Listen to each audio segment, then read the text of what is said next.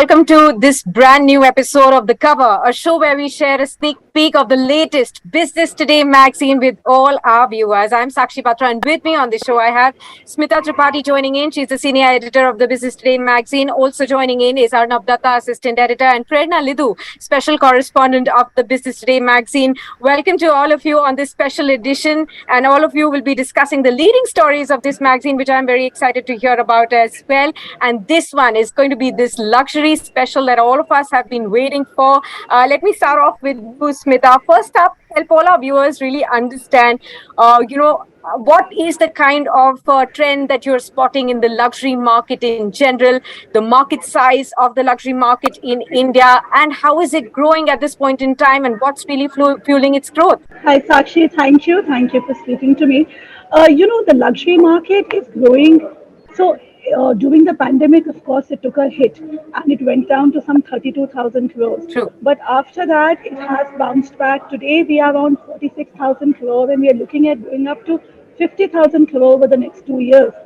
And this is primarily because the Gen Z is, shopping unapologetically. They have this whole thing of, you only live once and why not live it up? And they're more aware of brands. It's not something that is new to them. They are not in awe of these brands and they've been growing up with them. So they are all out there to buy it. Also, we are seeing that there is major growth in things like real estate or even the automobile sector, which my colleagues ARNAB and PRERNA will speak to you about. There is this whole feeling that now that the money is there, we can go all out and purchase things. And growth is being fueled with that whole concept. Absolutely, you're right, because right now what we are getting to see is that all the rich Indians, are saying that, if I have the money, I'm going to be spending it. And that's exactly what you've captured through the story right here.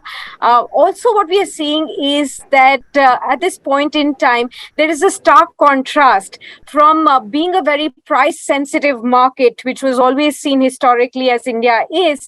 People are, especially brands, luxury brands across the world, are now focused on growing in the Indian market as well. You're also seeing big international players like Bulgari making a play for India. Help us really understand, what are they really looking for in a market like India, and why do they see such a great potential right here? Yeah, you're absolutely right. Bulgari is making a play for India. They appointed Priyanka Chopra as their global brand ambassador last year, and more importantly, they launched something like the Mangal Sutra, which is so typically Indian. And even going forward, the CEO spoke to us and he told us that even going forward, almost 10% of their jewelry is going to be Indianized because the market is important for them. And they see that, by making it slightly Indianized, they're going to attract the Indian customer. And that is significant and important for them. They're also looking at expanding. They are going to open more stores. Right now, they only have one jewelry store and they are available in various multi-brand stores for watches. But going ahead, we're going to see more jewelry stores coming up by Bulgari, and Bulgari has big plans for the country over the next 4 to 5 years. Right. So you are seeing a flurry of international pairs, even like, Bulgari really making a play for India, expanding their presence right here, roping in brand ambassadors from India to cater to a larger Indian audience, which do have the money. They just need the space and the products to, splurge on. And that's what exactly we are witnessing. Let me take it across to Arnab now, who's really covered the luxury aspect in the real estate market. Arnab, help me really understand, what are the trends here, especially after the COVID pandemic. We saw the luxury market in the COVID pandemic, especially the real estate space, really facing a hard time during the pandemic. But what after that? Are Indians really splurging in the Indian real estate space? Indeed, Sakshi, what has happened after COVID is that in case of many other areas, there is revenge buying, but in real estate that's not the term we use. But what has happened is a few factors, like the need for a larger home, a need for an office inside your home to work from home, and secondly, people who had money but couldn't spend during COVID in their foreign luxury holidays, etc. So they are now investing more in luxury real estate. So demand for apartments or bungalows which are 5,000 square feet or larger has gone up significantly across all the metro cities. That is what the That's trend is very right. true. Arnab, help us really understand which are these cities that are really driving the luxury market in India. So, in cities like Delhi and Mumbai, of course, those two are the largest cities in markets in terms of real estate in the country. But interestingly, the largest market is Mumbai. But if you look at the number of deals that has happened in the luxury space, which we are considering only above 50 crores or more. So, Delhi has surpassed Mumbai by a huge margin. I mean, out of the top 10 deals, Delhi has almost 6, 7, and only 2, 3 are from Mumbai. So you can understand Yeah. the kind of leapfrogging Delhi is getting. Other than that, Chennai and Bangalore and Hyderabad, which are not in the map of luxury market even a few years ago, now you see deals like 48 crore bungalows in Banjara Hills of Hyderabad getting sold in last 1 year. So across the country, the spread is almost similar now. Even towns like Pune is witnessing luxury projects being launched by multiple developers of late. Right, Arnab. So also help us really understand what is really fueling the growth in the Indian realty space, especially in the luxury market right now. You talked about the need for getting bigger places because of the work from home culture. Are there other factors also which are working post the pandemic and as people return back to work too? So these new startup founders or stakeholders who have significant stake, like companies which got listed in the stock market recently, so they have made big bucks and they are investing heavily in luxury real estate.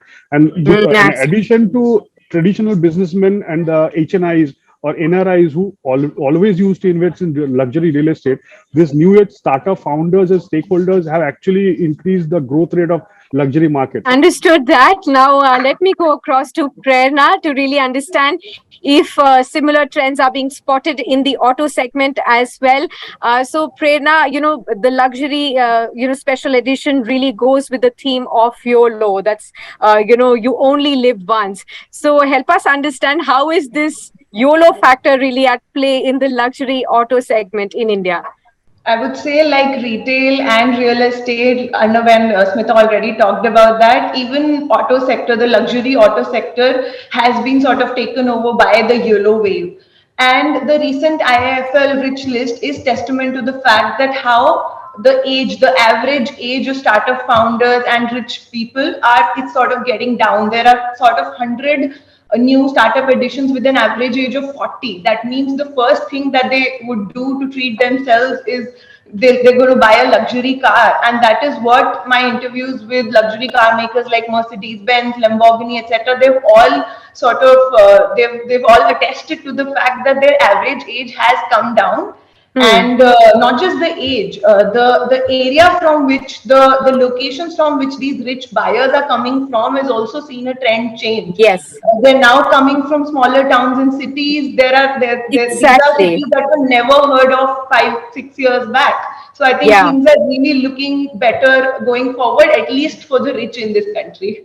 Absolutely. And that exactly was what I was coming to, Prerna, to understand the emerging trends within the luxury auto space right now and who truly is a luxury buyer in the auto space today. Yeah. So first we have to understand how small is the luxury market in India right now. It's just 1% of the overall market, which is 40,000 odd cars. And as compared to China, the penetration is 15%. The US penetration is 17%. So there's a huge gap that these car makers also see in terms of the potential of buyers that does not represent the true size of the market.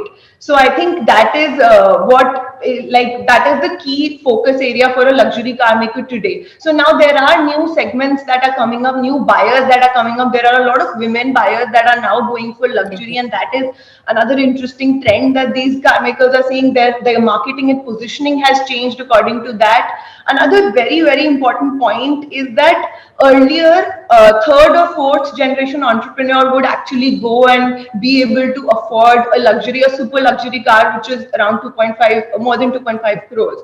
But now they're seeing first generation entrepreneurs, like I mentioned, startup founders. I mean, Zepto founders are 19 and 20. They're the youngest in the rich list. Imagine, I won't be surprised if tomorrow we hear that they buy their first Porsche. I'd be very jealous though, but Yes, jealousy is a factor we will all have to keep a watch out for. But I don't know if I have the bucks to spend that much in the luxury space. But I'm all for looking and reading up these trends because they make for a very interesting read. Smita, help us really understand, which are the other stories that you've covered in this magazine? Because, retail to autos to real estate, we've already got some glimpses. Which are the other sectors that one can look forward to? Oh, we have a very interesting package for everyone. We have everything from watches to pet accessories. There is a little bit of something for everybody. Also, I would like to point out that we have a lovely photo essay by our group photo editor Bandi. He's covered the best of Indian luxury in that. And Yeah. Sakshi, your very own story on the grand dame of Indian fashion, Manjeet Grewal, Yes. who's 92 years old and who actually started Indian fashion in Paris. So maybe you would like to speak a little about that. Yes, absolutely. I mean, I was as excited to speak to Mohanjit Grewal and discover her. And it has been like a personal experience to really learn about, such a legendary person who still is working, maybe, the longest hours in a day, still has the same passion for, her work for fashion world and still wants to learn so much more at the age of 92. This has been a pure discovery, and I'm sure that all the readers would definitely love to read it and take all the inspiration from her as well. Mohanjit Grewal, I discovered her just recently when I met her in her Delhi home, and I got to realize that, she has been one of perhaps the first woman, in fact, to set up and to sell India's craftsmanship, talk about it and sell Indian fashion to France, and Paris, which is the fashion capital in the world. So a lot of inspiration for the world of not just budding fashionistas and budding fashion journalists and the fashion designers, but also in general, people will have to take in from this kind of story as well. So I really hope that people will enjoy reading this story. Well, with that, we wrap up this edition of The Cover. Thank you so much, Smita and Prerna and Arnab, for sharing the insights of the stories that you've done. I'm sure this is an issue that everybody would love to read. If luxury is on your mind, I would really urge all our viewers to go out there and grab your copies, because this issue really gives you a 360-degree coverage of everything luxury and everything where Indians are spending money. Thank you so much for joining us on this issue.